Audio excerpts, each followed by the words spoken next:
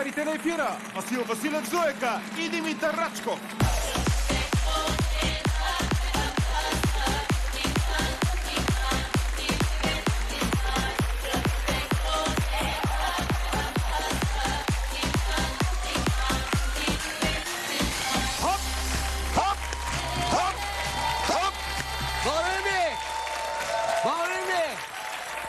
Здравейте, скъпи приятели! Даже господари на ефира! Скъпи приятели, днес е Кръстов ден. Честито на всички с името Кръстю, Кръстина, Кристиян, Кристияна. Специални поздравления за нашата организаторка Кристияна. Честито! И още по-специални поздрави на Бай Кънчо от Подгомер. Бай Кънчо, голям човек. Голям човек. Ден жив и здрав! Според народната традиция на Кръстов ден, жените загърлят цветя с зимата, а мъжете... Загърлят цветята за зимата. Как с цветя загърлят? Казах цветята за зимата. Загърлят цветята за зимата, загърлят. И какво мъжете, какво правят? Мъжете слагат поясите, за да си пазят кръста, да не изтине. Точно така, в твоя случай е задължителен пояса. Колеги, сложи го, защото след 50-така прешлена рязко изтива. Разбираш, слагаш го хубаво. Той прешият започва от врата на тебе, бе. Малко ми стяга в раменете. Нищо, ти със седър плешен. Първо, пояс ли ми трябва? Първо се в страхотна форма, както видя с удара по Андро. Един оператор ни напусна. За съжаление на учениците, много важна новина.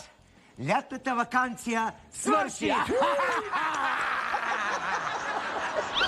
От утре всички на училище! Майки, бащи, баби и дядовци от цял свят искат този ден да бъде обявен за международен празник на родителя.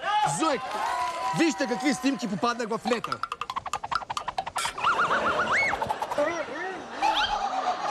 Вижте, двамата родители празнуват с водка и портокалов джус.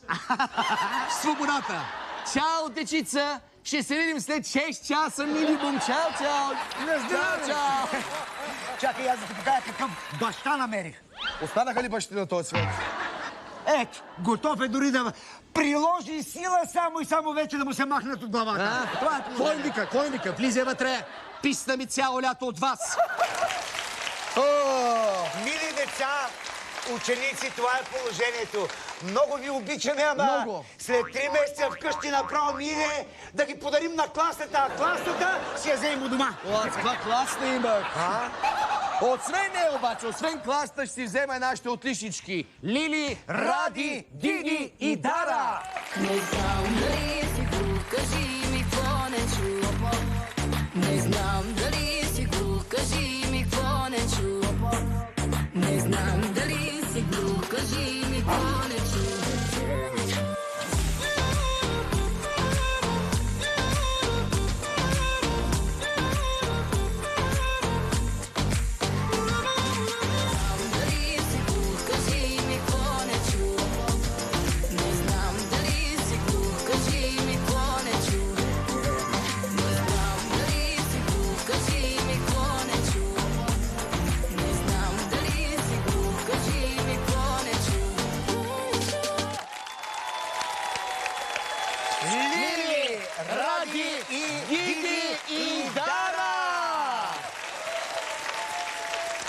Дари, благодарим ти, Мила, много ти благодарим. Ама колко часа става? Няма ли си лягаш вече, моето момиче? Утре си на училище. Не чух. Кажи ме, тя за утре не мисли. Кажи ми, какво не чу? Чух обаче. За какво чу? За една имотна измама. Ти да видиш. Да, гледай. Това за първи път се случва в България. Имотна измама в България никога не се е случвал. Виж това, Чехия, Германия, Полша, Швейцария там, но тук не. С помощта на моите родители ние се здобихме с един имот преди година и половина. Отваряйки интернет сайт, видях, че този имот се предлага втори път за продажба от Nigea Communication. И повече за схемата на тази имотна измама след малко. А сега имаме зрител на телефона. Ало? Да, какъв бушон? Премиера? Тя премиерата мина. Чао, че съм в ефир. Някакъв бушон на някаква премиера. Казаха бушона на премиерата. Аз се сещам за какъв бушон става дума. Ма на коя премиера? Сега ще видиш. В Народния театър ли? На кой, не коя. А? Коя? Наскоро цялото българско човечество бе хвърлено в смут и ужас, след като забеляза огромна синина на лицето на премиера. О, не! Странното е, че тази мистериозна синина се появява за трети път през последните 2 години. Точно така. За първи път журналистите я забелязаха през месец март миналата година. Истинска мистерия с Бойко Борисов. Премиерът се появи на консултативния съвет по национална сигурност леко посинено дясно око. Ударила го е топка. Не се знае обаче дали по време на тенис, на корт или футболен матч. Месец по-късно синината отново украси премиерският лик. Имате ръка да виждам. Удари ме една топка вчера, сак. Сев да ме маза с фондутен до сега да не се вижда. Как го видя? Но да се върнем към най-прясната премиерска синина. За разлика от предишните, за нея така и не излезе официална информация какво аджеба се е ударило в главата на премиера и оцеляло ли е то? Зуек, аз имам няколко версии какво се е случило. Да. Така, версия номер 1.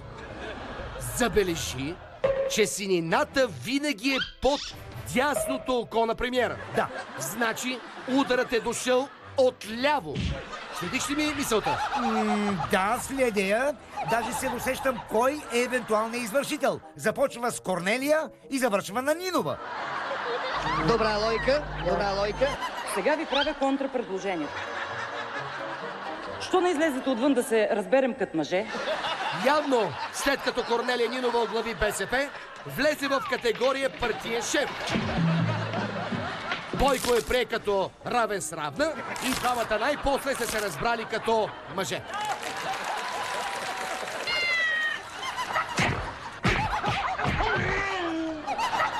Аз лично не вярвам Бойко да се е дал толкова лесно. Все пак има черен колан по карате.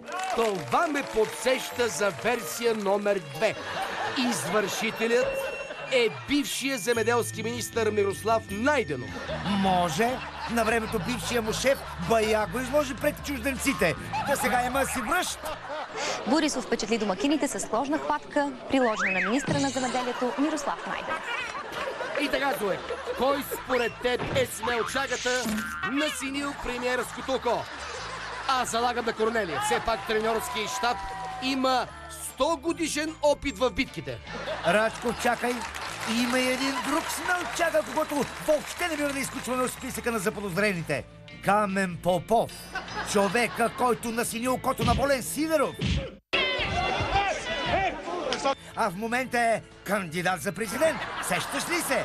Нищо чудно така да е решил да си вдигне рейтинга. В крайна сметка, който и да го е направил, трябва да знае, че на 6 ноември ще важи правилото бит е бит, избран е избран. А ние с нетърпение чакаме предизборния боксов матч и...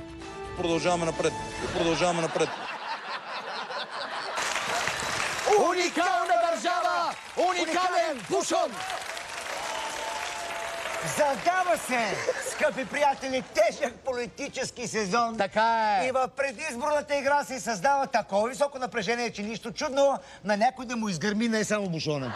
Не знам за бушона и за високо напрежение, господин Василев, но един наш зрител, ние имаме един зрител, Дай. и той е наш, доста високо кръвно е вдигнал, след като е видял случайно, че имота му се продава без той да знае. Ти да видиш. Какво? Как така без да знае, бе? Ми без да знае. Ти твой апартамент сигурно ще е твой. Здравейте, скъпи приятели, аз съм Дани Орданов. В София има поредна имотна измама. Кажете какъв проблем, защото се обръщате към господин ефир.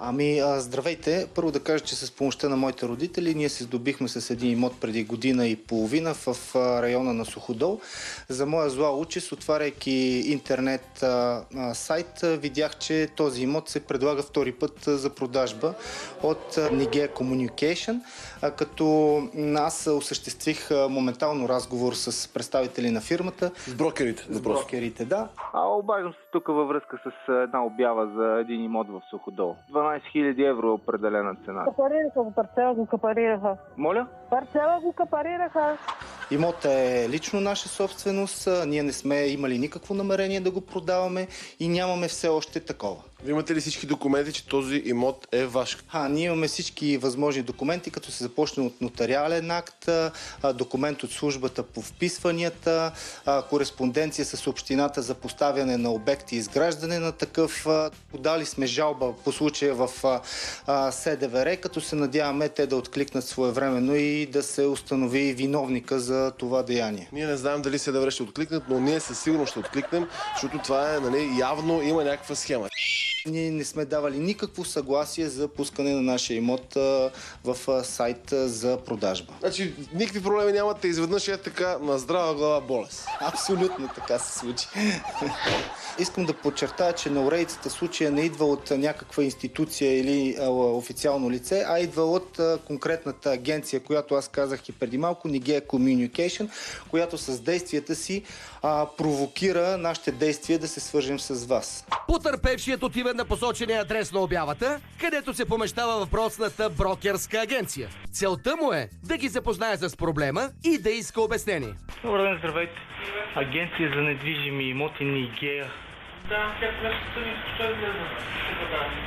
Вие сте иначе? Да. Ами вижте, прегледах вашия сайт и установих, че един мой имот е публикуван във вашия сайт за продажба, пък аз съм собственика и не съм изразявал такова желание и намерение за продажба и идвам да проверя какво се случва. При мен няма такова нещо. Да, защото ние се притеснихме като цяло. За къде за имот? Имотът е Суходол, поземлен имот. Дамата позвани на колежка за консултация. Явно нещата стават сериозни. Тук идва собственик, който казва, че не си продава имота, пък ти си публикува нещо, няма нищо публикувано. Нещо грешка правите, може да било нещо старо отдавна. Не, ето аз имам даже разпечатка. Не може ли? Ето аз съм направил разпечатка. Често въпросът е като дата кога е... Ами актуално е. Вчера съм го гледал също. Въпросът е, че защо е публикуван. Изобщо, и актуално все още обявата. Може да се отвори. Ето, опитайте в интернет, аз ще ви я покажа. Добър ден. Как сте? Така, дошъл съм да продам един имот, ама не е мой. Предполагам, че не е проблем при вас. Аз не се занимавам с имоти. Уникална държава! Уникална брокерска агенция! Жестока! Скъпи приятели, съвсем скоро ще видим срещата на Дани Йорданов с брокерката, която не била брокерка. Каква е? И тя не се е определила още. Тя не казва. Но умело движи нещата с недвижими имоти. Не спряха днеска, ще ме побъркат, бе. Да, кажете. Вие за капарото ли? Да, добре, ще го взема. Да, обяснявам ви. Значи, маломерен... Старе, да. Но като цяло е запазен. Не е недвижим. Не е недвижим. Много е подвижен даже, изключително подвижен. За оглед ли? Вие телевизор нямате ли, бе, госпожа? Кьорева ли сте, нямате ли? Какво продаваш, бе, Рачко? Тебе, малумен ли си, тебе? Колко? Ваше. Продадем.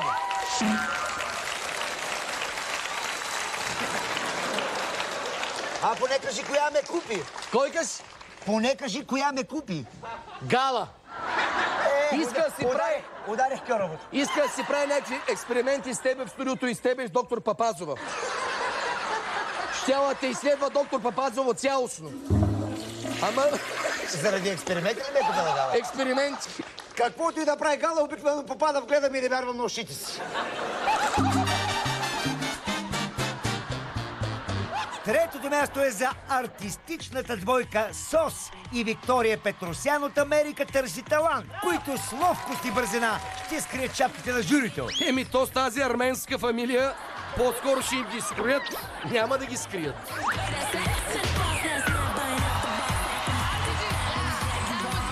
Прав си, защото те освен майстори на фокуса, са факири и по шеф и кройка. Както и 4-кратни носители на приза за рекордите на Гинес по бързо преобличане. Виж какво става.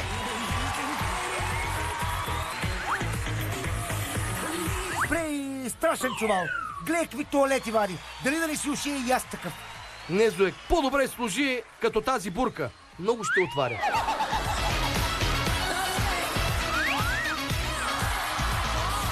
Наистина са фантастични. За няма и минута смениха 5 рокли. Да, аз за толкова време само един чорап не мога да се обуя. Сега обаче следва кулминацията, защото по традиция всяко модно ревю завършва с булка.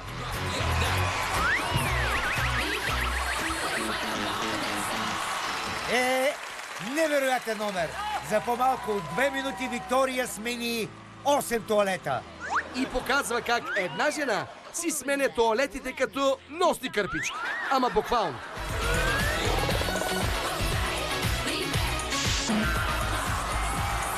На това му се вика арменска работа. От един чувал 10 рокли прави. А нашия шеф Халаджан от една рокля 10 чувала. Пари. Положението е ясно. Гледаме и не вярваме на чувала им.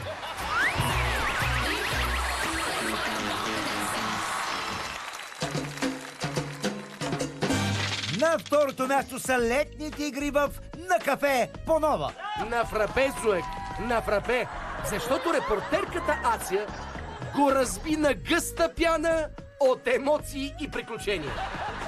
За нула време се превърна от крехка девойка в опасна солистка. Извади ми буклите, моля се, така не съм хубава. Ася си е такава куражлийка, че предизвиква на двубой даже шефката си. Трябва да седнеш вътре в костюма. Да седна вътре. Ох, здрасти. Здравей. Малко има вероятност да ти падат гащи. Къде са ми краката? Така че си скривай чарковете. Сега, Гала, да видим коя ще излезе първа от тепиха. Бутаме се, докато едната не избута другата. Готино чака. Какви бяха правилата на тази игра? Крият си чарковете, на която първа и паднат гащите, печели. Не така. Естествено е шефката да спечели. И то хем с нокдаун, хем с нокаут. А за началото на този сезон божествената водеща слезе от небесата, за да поведе шоуто. Чуга, бе. Гала кръжи с вертолет над студиото, а там я чака ансамбъл Чинари с ръководител Асен Павлов. Асене, чуваш ли ме? Здравей, Гала. Здрасти! Изключително атрактивна гледка отгоре, но и тук студиото е атрактивно. Ама разбира се, че как. В студиото ни знам, че сте подготвили нещо специално за зрителите ни. Той я чува, тя не го чува. Сега предлагам размяна. Сега чуваш ли ме? Сега те чувам. Прекрасна гледка е отгоре. Прекрасна е София. Не го чувам. Асен, няма нищо. Ние сме малко ще кацнем. Ох, да каца по-бързо, че с тия технически проблеми ще взема да стартират сезона с авиокатастрофа. Не дай си Боже. Гала, айде вече да кацаш на земята, бе, моето момиче, бе. Моли ти се, бе. Рачков, тя нали кацна? Не е сигурно. Гледай какво правят другите предавания с хеликоптер, братче. Айде, от до година и вие с хеликоптер. Имам по-добра идея. Каква? От до година Зуек с ренде. Хайде, не се притеснявай. Няма. Ако искаш ти го тръж, той ще го изяде. Давайте! Свържете!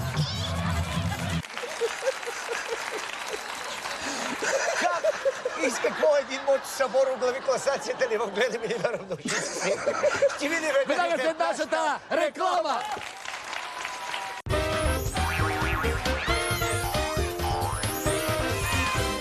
Ето ни отново след рекламите! Ето ги и рендетата от чутовния мотосъбор в Гледам и не вярвам на ушите си. Първото място идва на 2 гуми директно от мотосъбора в село Кипилово. А където има събор, има и игри. И то много хубави игри. Хайде, не се притеснявай. Няма. Ако искаш ти го тръж, той ще го изяде. Рачков, това да не са игрите на глада. Не са, Зуек. Това са Олимпийските игри по синхронно белене на банан. Дисциплина за ветеран. Боже, гледам и не вярвам на устите им. Още нищо не си видял. След предястието следва таратора. Ами! Давай! Давайте! Стържете! Гледаме отборно стъргане на краставици. Тоест такава страст рендосва, че направо ми иде да му сложим червена точка. И не само на него. Явно всички участници са гледали много кулинарни предавания към един през нощта. Да, и знае, че всичко е в ритъма. И движението. То голям купон става на тия мотосъбори. Само да не се окаже, че вместо старатор са се здобили с близначите. Важното е друго, че и децата се образуват откъде идват витамините.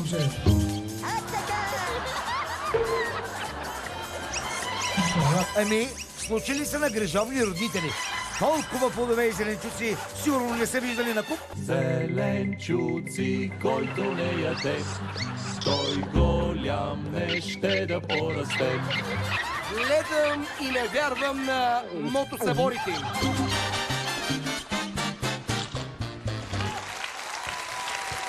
Зък! Да. Сега разбрали защо не станах рокер. Що? Обяснявам ти веднага. По цял ден те брули вятъра на мотора, а вечер по цял вечер рендосваш краставицата и белиш банана също като в казармата. Не, бе! Карай си нататък, просто искам да... Дами и господа, това беше всичко за тази вечер. Ами, бърка се. Ела на честитим рождения ден. Рачко! Да, на кой? Пожелаваме имаш честит рожден ден! Нямаш... не е ли той?